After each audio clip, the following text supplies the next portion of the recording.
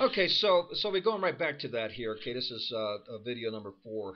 Okay, so how am I trying to buy their love when I haven't even been able to send them a present? I did it one time when I was visiting Tulsa. That time that I got arrested while I was in Tulsa, which I got out of jail again. Okay, never went to court and all that, and to beat them again because I had friends that put up $10,000 for me. They put up $10,000 for me. I'm going to pay them back. They're getting paid back. So anyway, let's keep going. I mean, what else do you push on? You were a sperm donor and nothing more. You're right. You are totally freaking right. I was a sperm donor. And Eon, do yourself a favor. Will you learn how to spell? But anyway, let's talk about sperm donor. Sperm donor. Yeah, that's exactly right. There's no question about that. You hit it right on the nose. See, that was the problem.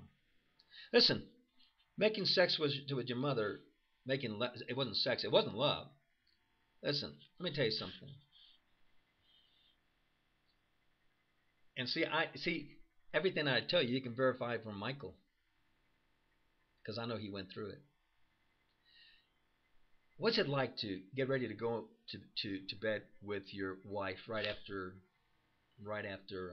honeymoon, and you climb into bed, get into bed, and she's rolled up like a ball. Her knees are up to her throat, and I say, "What is this?"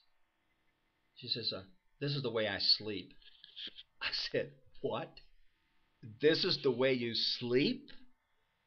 She said, "Yeah, this is the way I sleep." Wow. Talk about sexual problems. Now, I'm going to be covering this in extensive detail in a video that'll be on the internet for my children. It'll be for them. They're going to learn the truth. Hey, listen, I'm going to tell you, let me tell you why I'm okay if I never see my children in this world again. Let me tell you why. When I was in jail that first time for the 19 days, boy, I tell you, one thing about jail is this. You pray a lot, you read the word a lot, and you listen to the word of Jehovah and Yeshua a lot. And Yeshua spoke to me and he said this to me. He said several things. Let me tell you the first one he said. He said, let me tell you something about a divorce. And I said, okay. He said, in a divorce, there's 3 judgments. 3 judgments. I said, well, what are they? He said, the first judgment in a divorce is the judgment of this civil man's law, man's court system, which is an abomination to his word. He said, that's the first one. He said, the second judgment comes when the children find out what really happened in the divorce and in the marriage. Then they will judge the mother and the father. That will happen. And he said, the third judgment is on your knees before me, and I will judge the divorce and the marriage. And I said, whoa. Whoa. You know, I've shared that with many pastors after that. Well, I was still in Tulsa and all that. They didn't even know that. They did not even know that. It was revelation to them. They were in agreement. They totally saw it. Unbelievable. I never saw it that way.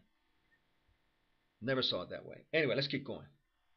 Then, afterwards, he told me this. He said, James, my son, you are going to spend eternity with your children.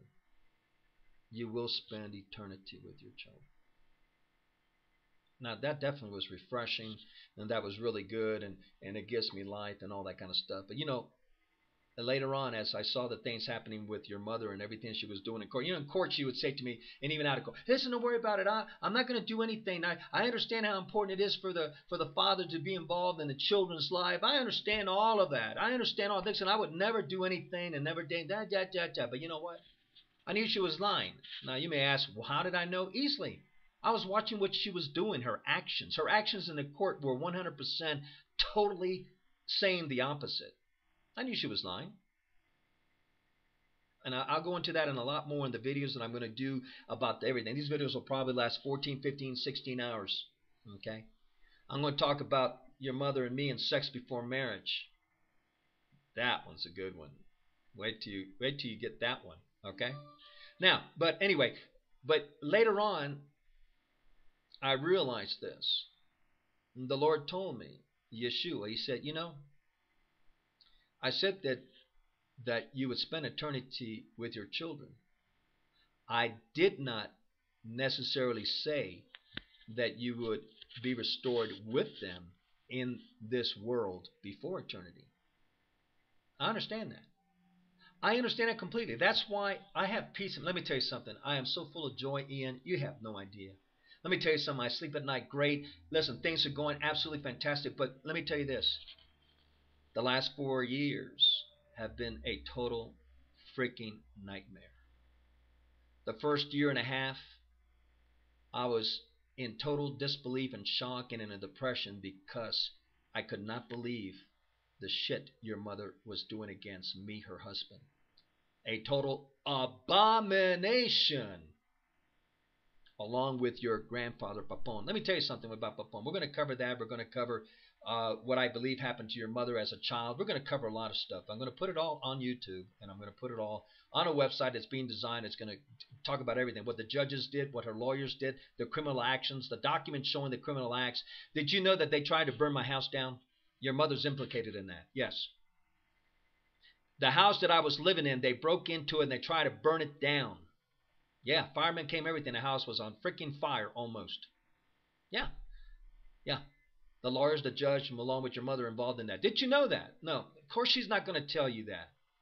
Did you know that when they failed to destroy the documents that I have that show the crimes that your mother committed along with the judge and her lawyers, did you know that about 2 weeks later they tried to murder me, kill me? They didn't succeed, but I was in the hospital for 3 days because of the actions that they did. Did you know that? Did she tell you that? Oh, of course not. See, your mother's is not going to tell you the truth. She's only going to tell you what she wants to hear. See, that's one of the reasons I believe firmly that your mother does not want me talking to Isaac, Christian, and Katya.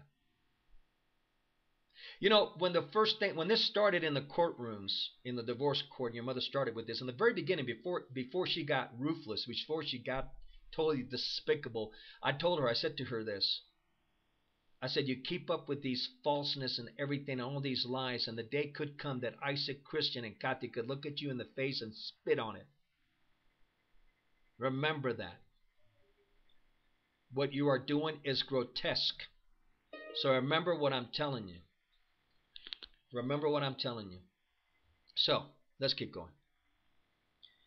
All right. After they tried to kill me, what they did then was they filed fraudulent criminal warrants for my arrest. They're saying that I was going to put a bomb underneath the car of the judge to kill him. I mean, and that's when it came into the thing with the protective order, and the guy says, "Yeah, we're doing protective order because your wife says that you're going to kill her and her kids." Go, where the hell's all this shit coming from? Where is it? The next thing they're going to be saying is that I'm going to kill Bush. I mean, where's all this crap coming from? So they filed fraudulent arrest warrants for me. All my friends told me this, James. They're doing this for one basic, simple reason. You have evidence of criminal acts that have been committed by the judges and the lawyers and your wife that can put them in jail. If you don't get the hell out of Oklahoma and they get you, they will kill you. Or they're going to put you in jail for a long time, so you need to get the hell out. So I got the hell out. And outside of Oklahoma, the criminal warrants were worthless. They were only good in the state of Oklahoma. Naturally, when I came back last year, one of a good friend, Roberto Sabillon, and his wife, really nice. They, yep, right away to your mother. And sure enough, they caught me at the airport. I was getting ready to leave. But, the Lord intervened with people that put up $10,000 cash for me. Friends, unbelievable friends. And sure enough, I got out of jail. And they all said, get the hell out of here. Get on a bus. Get out of here. Don't get on a plane. No, I didn't get on a plane, man. We drove a couple hundred miles almost out of Oklahoma. And then went down to Texas, and then from Texas, to be sure that I was safe, instead of flying by plane, I took a bus all the way from Texas, 24-hour drive all the way back to Virginia. Incredible what I had to do. Incredible this stuff. Listen, your mother is 100% responsible for the attempted arson of the house where I was living. She's 100% responsible for the murder, for the attempted murder of me. Because why? These were people that were working for her. Okay? All right, let's keep going here. This is getting ready to finish. We'll go to